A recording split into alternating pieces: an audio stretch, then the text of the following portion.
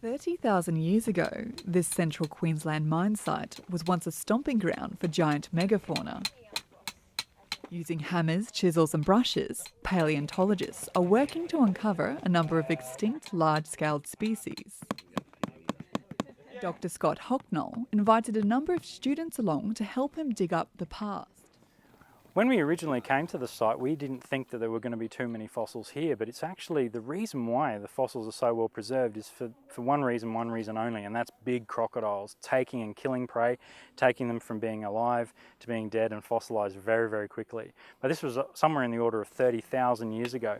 So you can imagine this environment was a big floodplain with river systems flowing through it. The crocodiles were living in the rivers. These giant megafauna, the giant kangaroos, giant wombats were coming down to the water's edge to drink, and bam, they're being taken by these huge crocodiles, shaken apart. And the bits that the crocodiles didn't actually swallow would end up in the fossil deposit.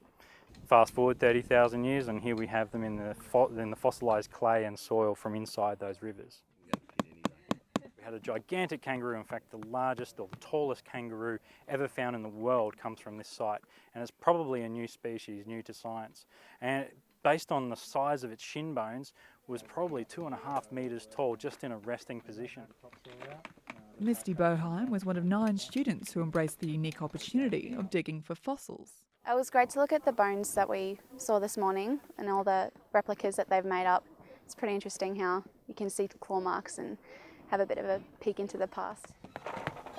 Yeah, everyone's got their head in the dirt. We're looking around, hopefully a bit of a competition against each other to try and see who can find the first bone, but it's pretty good, yeah.